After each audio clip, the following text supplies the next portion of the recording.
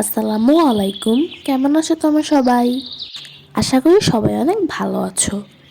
Hungry মেও মানেই নতুন কিছু, তাই আজকে আমি বানাবো এই গোলাপ মোমোগুলো।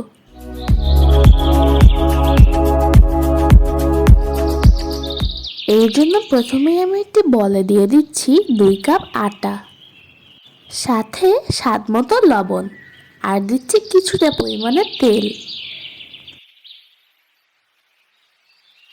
এটাকে সুন্দর করে মেখে নিয়ে কিছুটা পানি দিয়ে আমি এটিকে ডো বানিয়ে নিচ্ছি।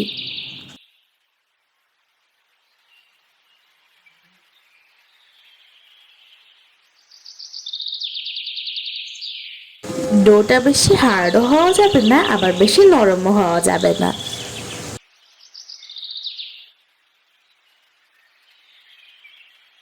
এবার যাতে এটি ড্রাই না হয়ে যায় তার জন্য উপরে কিছুটা তেল মাখিয়ে দিচ্ছি, দিয়ে ঢাকনা দিয়ে ঢেকে রেস্টে রেখে দিব। এইদিকে আমি চুলায় একটি কড়াই বসিয়ে এর মধ্যে দিয়ে দিচ্ছি তেল,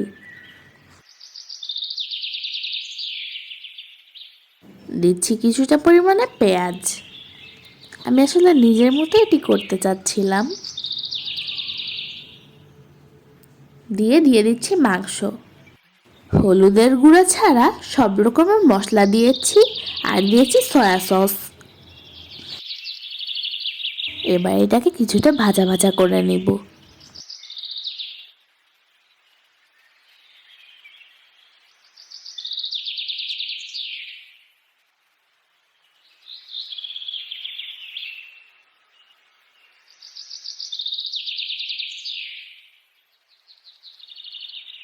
এবার কেচি দিয়ে কেটে কেটে দিয়ে দিচ্ছি পেঁয়াজ কলি বা অনিয়ন স্পার্টস।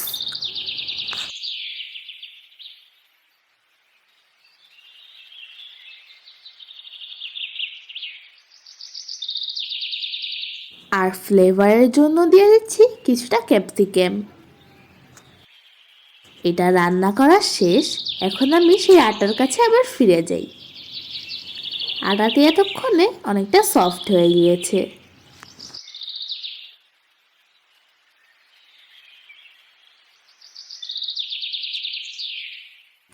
এটাকে সুন্দর করে মথে নিয়ে আমি 2 ভাগে ভাগ করে নিব। এক ভাগ বড় রাখবো, এক ভাগ ছোট।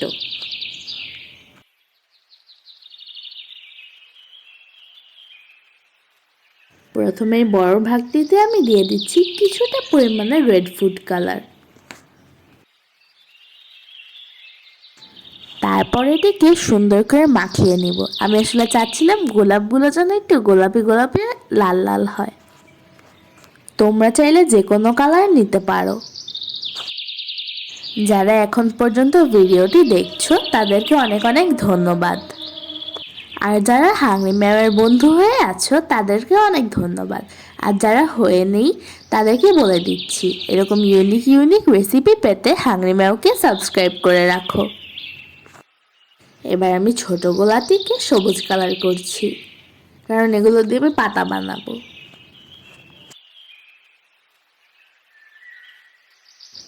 দুইটাই রেডি হয়ে গিয়েছে। এগুলো দেখেই তো মন চাচ্ছে খেয়ে নিই, ঠিক না? এবার গোলাপি কালারটিকেও আমি কয়েকটি ভাগে ভাগ করে নিয়েছি। নিয়ে এক ভাগকে আমি সুন্দর করে এতটুকু পাতলা করে বেলে নিয়েছি। তারপর একটি কাটার দিয়ে কেটে নিব।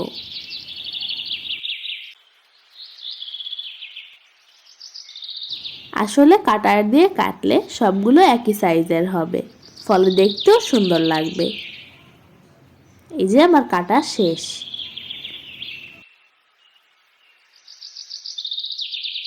এখন এগুলোকে আমি সাইডে রেখে দিচ্ছি, দিয়ে সবগুলো বেলে নিব। সবগুলো বেলা শেষ, আর মাঝখানে সেই মাংসের বাটিটি।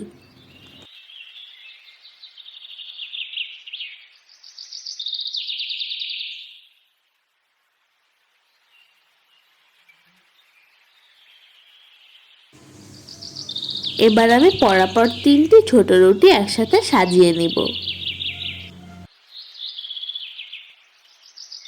নিয়ে ভিতরে চিকেনের পুরটি দিয়ে দিব।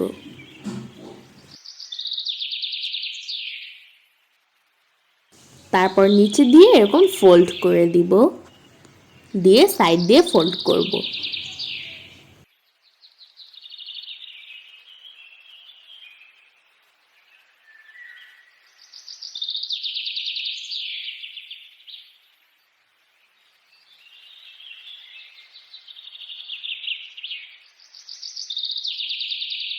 এখন এর পাপড়িগুলোকে আমি একটু ভাঁজ করে দিচ্ছি, যাতে দেখতে একটু রিয়েলিস্টিক লাগে।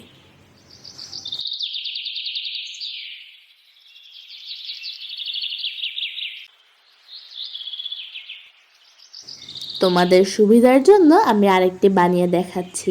ঠিক একইভাবে 3টি এক সারিতে রেখে দিব, তার উপর মাংস দিব,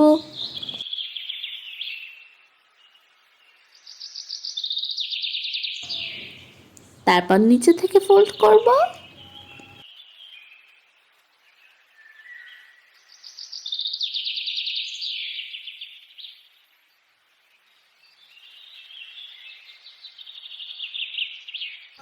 আর শেষে সাইড থেকে ফোল্ড করব।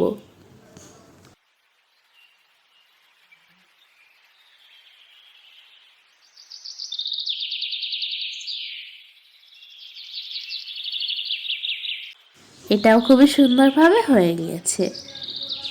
এখন এই পাপড়িগুলোকে একটু ভাজ ভাজ করে দিচ্ছি।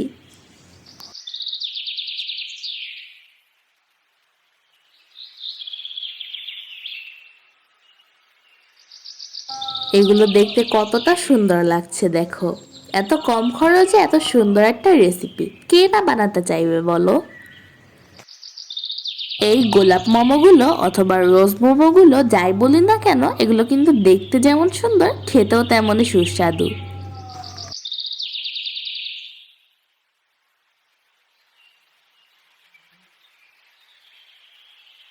এখন এটিকে স্টিম করার জন্য আমি একটি ফুটোওয়ালা পাত্রে এটিকে বসিয়ে দিয়েছি। আমি অনেকক্ষণ ধরে পানি সিদ্ধ হতে দিয়েছিলাম, সেটার ঢাকনা খুলে নিচ্ছি, নিয়ে এই মুখে এটিকে বসিয়ে দিচ্ছি, তারপর এটিকে ঢেকে দিব।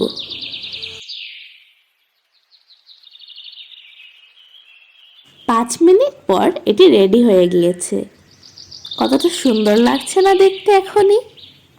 সিদ্ধ করার ফলে এটির রং চেঞ্জ হয়ে গিয়েছে। আমি কিছু পাতাও বানিয়েছি, কিন্তু সেগুলো আমি অফ ক্যামেরায় করে ফেলেছি, না হলে ভিডিও বেশি লং হয়ে যায়। আর পাতাগুলোর মাঝখানে যে সবুজ কালারের দাগগুলো, সেগুলো আমি ফুড কালার দিয়ে করেছি। তারপর পাতাগুলো সিদ্ধ করে এর ভিতর কাঠি ঢুকিয়ে আমি গোলাপের ভিতর আটকে দিচ্ছি।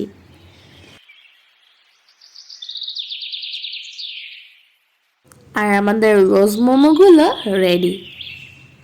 আসলে এগুলো দেখে তো আমার খেতে মন চাচ্ছে না, মন চাচ্ছে শোকেসে সাজিয়ে রেখে দেই, কিন্তু কি করবো বলো, খাবার জিনিস খেতেই তো হবে। এটা তোমরা অবশ্যই বাসায় ট্রাই করে দেখো, অনেক বেশি মজা হয়। আমি একটি খেয়ে দেখাচ্ছি তোমাদের। দেখো ভেতরটাও কতটা সুন্দর হয়েছে। মোমো এমনিতেই হেলদি একটি ফুড, আর যদি এমন ডিজাইন হয় তাহলে তো কোনো কথাই নেই। আজকের মতো আসি, আসসালামু আলাইকুম।